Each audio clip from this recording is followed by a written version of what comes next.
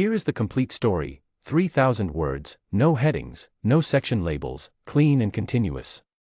The morning came the way London mornings always did in February, grey, slow, and without apology. James Whitmore laced his boots in the dark. Not because the lights were broken. Because he had done it in the dark for 11 years, and his fingers no longer needed to see what they were doing. The boots went on left first, always left, because his father had told him that was the military way, and his father had been wrong about most things but right about boots. He stood. He straightened. He looked at himself in the small mirror above the sink in his shared barracks room and saw what he always saw, a man who looked exactly like what he was. Nothing hidden. Nothing extra. The kind of face that tourists photographed without realizing there was a person behind it. He was 29 years old. He had been a Grenadier Guard for 11 of those years. He had stood outside Buckingham Palace in temperatures cold enough to turn your breath into a small cloud and hot enough to make the bearskin hat feel like a punishment. He had stood through rain. He had stood through wind that came off the Thames and found every gap in a uniform that was designed, it sometimes seemed, to have as many gaps as possible. He had stood through tourists pressing their faces close to his, making faces, trying to get him to blink, to smile, to be human for 1 second on camera. He had never blinked.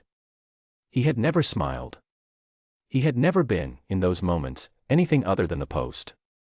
That was the job. Not a complicated job to describe. Incredibly complicated to do. James had grown up in a town in Yorkshire that had one pub, one church, and an opinion about everything. His grandfather had served. His father had served. The military was not a choice James had made so much as a direction he had always been pointing. At 18 he had signed his name on a form, and the form had pointed him south, toward London, toward a regiment with a history long enough to make you feel both proud and very small at the same time. He had learned the protocols. All of them. Every position, every drill, every permitted movement, and every forbidden one. The protocols were not arbitrary, his first commanding officer had told him. They existed because ceremony was a language, and a language only worked if everyone spoke it the same way. One man deciding the rules did not apply to him was not individualism. It was noise in a signal. James had understood this completely. He was, by nature, a man who found comfort in rules. Not because he lacked imagination but because he had enough imagination to understand why structures existed. The world was chaotic. Ceremony was the agreement that it did not have to be, at least for the duration of the march. So he followed the protocols. Perfectly. For 11 years. There was one thing he had been told that was not in any protocol document. He had been a guard for 8 years when his senior officer, a man named Sergeant Major Howell, who had the posture of a door and the voice of someone who had spent 40 years deciding that volume was a form of respect, had called him aside after a training drill. Not to the office. Into the corridor. The kind of conversation that happens in corridors specifically because corridors are not offices and what happens in them is not official. Howell had looked at him for a long moment. Then he had said there was a code. A specific sequence of words. Not long. Not complicated. Old, in the way that certain things in the regiment were old, not because anyone could trace where they came from but because they had been passed from one man to the next for long enough that their origin had become irrelevant. What mattered was that the code existed. What mattered more was who it was for. It was for Prince William. Not a royal greeting. Not a protocol salute. Something else entirely. Something that sat outside the formal structure the way a handshake sits outside a contract, not replacing it, not contradicting it, but carrying something the contract could not hold. Howell told him the words. James repeated them back once. Howell nodded once. Neither of them said anything else about it. They walked back to the drill yard and the afternoon continued. James had held those words in the back of his mind for 3 years. He had not spoken them. He had not written them down. He carried them the way you carry something fragile, aware of it constantly, never gripping it too tightly, never forgetting it was there. The question he had never been able to answer was simple: how would he know when? The morning of the ceremony was a Tuesday in late winter, the kind of day that could not decide whether it wanted to be cold or merely gray and had settled on both. The changing of the guard was a fixture, one of the most photographed rituals in the world, which was an interesting thing to be a part of. Thousands of people came to watch something they did not understand and photographed it with a devotion they usually reserved for things they loved. James found this neither moving nor irritating. It simply was. He took his position. The mall stretched ahead of him, wide and pale in the morning light, the trees on either side still bare enough that you could see through them to the park beyond. Tourists had already gathered behind the barriers, Germans with good cameras, Americans with loud enthusiasm, Japanese visitors who were, in James's experience, the most quietly respectful of all the groups and the ones most likely to actually research what they were watching before arriving. The ceremony began. James's body did what it had done 437 times. He had stopped counting at 300 and then started again for reasons he never examined too closely. The movements were not automatic in the way that breathing was automatic. They required his full attention. That was the paradox of deep training. The thing looked effortless from the outside precisely because it was consuming everything on the inside. His feet, his arms, his eyes. Especially his eyes. Forward. Always forward. Down the mall, toward the horizon, at a fixed point that existed more as a concept than a location. He did not see the crowd. That was not carelessness. That was the discipline. The crowd existed in his peripheral vision the way the edge of a photograph exists, present, real, but not the subject. He did not, therefore, see the figure arrive. He felt the change in the crowd before he processed it consciously. Something in the quality of the noise, a slight shift, a collective turning of attention that happened all at once. Crowds had a sound when they were watching something they did not expect. It was a specific sound. James had been standing in front of crowds for 11 years and he knew that sound the way a sailor knows a change in the wind. His eyes did not move. But something in the part of him that was not the post, the part that was still, underneath all the training, a man from Yorkshire who had made his peace with London but never fully surrendered to it, that part turned its full attention outward, sifting through peripheral information the way you sift through something important in the dark. The figure had arrived at the front of the crowd near the barrier. James could not see him directly. He could see the shape of where the crowd's attention had gone. He could see the space the figure occupied at the edge of his vision, taller than the people around him, standing with the particular stillness of someone who had also, at some point in their life, been trained not to draw attention to themselves.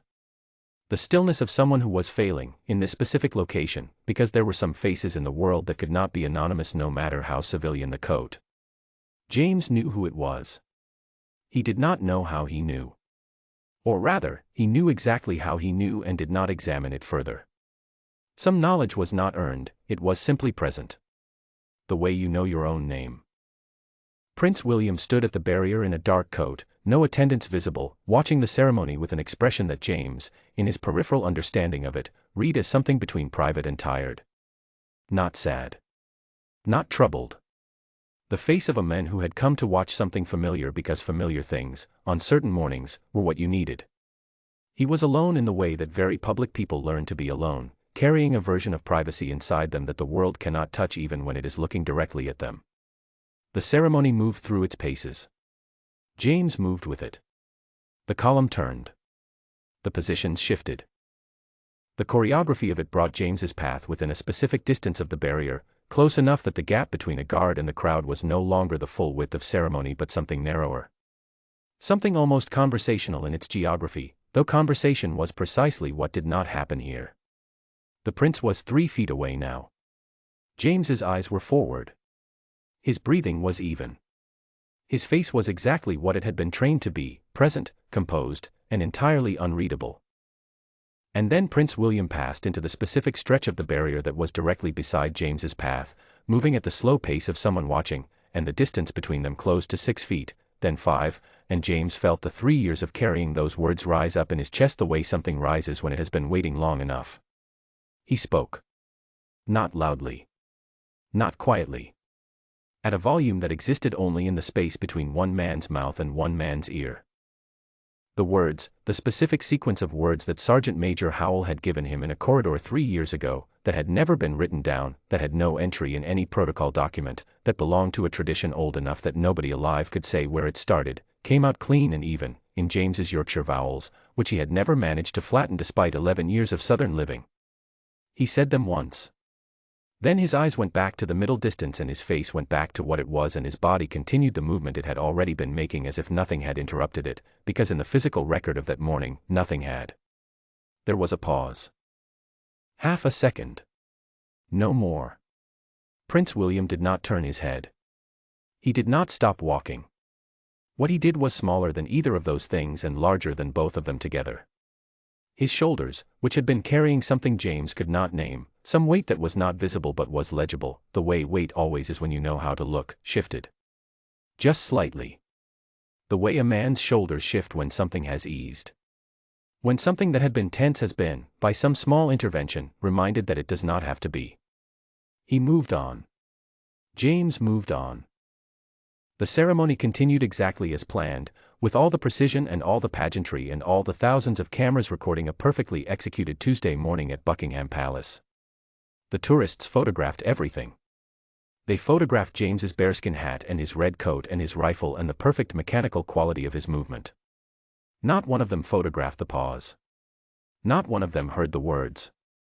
Not one of them knew that something had happened that was not on any program, not in any tourist guidebook, not in any of the 11,000 photographs that would be uploaded to the internet by evening. Something had passed between a palace guard and a prince in 6 feet of cold London air, and the world had been looking directly at it and had seen nothing except a ceremony proceeding as scheduled. James finished his rotation. He stood his post for the full duration. He was relieved at the correct time by the correct protocol and he walked back through the gates and through the interior yards to the room where guards went when they were not the post anymore, and he sat down, and he took off his bearskin hat and set it on the table, and he looked at the wall for a moment. Nobody spoke to him about it. No officer stopped him.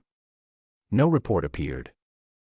No senior hand fell on his shoulder in the corridor with the weight of a question.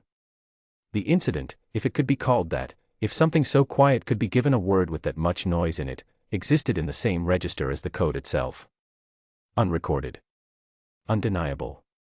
Known only to the people it concerned. He ate dinner in the mess that evening. Roast chicken. Too much gravy. The kind of institutional cooking that tasted not exactly good but deeply familiar, which was its own category of comfort. His bunkmate Davies talked about football for 40 minutes without requiring any contribution from James, which was one of Davies's better qualities as a conversationalist. James did not mention what had happened. Not that night. Not the following week. Not in the months that came after, when the morning of that Tuesday faded into the texture of all the other Tuesdays that had come before it and would come after. What he thought about, in the odd moments when the thought rose to the surface the way thoughts do when you are doing something physical and your mind is technically free, was not the words themselves. Not the code. Not even the way the prince's shoulders had shifted in that half-second. He thought about the tourists. He thought about all those cameras. All those people who had come from Germany and America and Japan and everywhere else to stand behind a barrier and photograph a ceremony they had read about online or seen in a film or been told about by a parent who had come and done the same thing a generation before. People who had set their alarms and navigated the underground and found their spot at the barrier an hour early to make sure they had a good view. They had been watching everything. They had been watching him. And they had seen a guard completing a ceremony. Perfectly. Exactly as expected. Which was what James had given them, and which was true.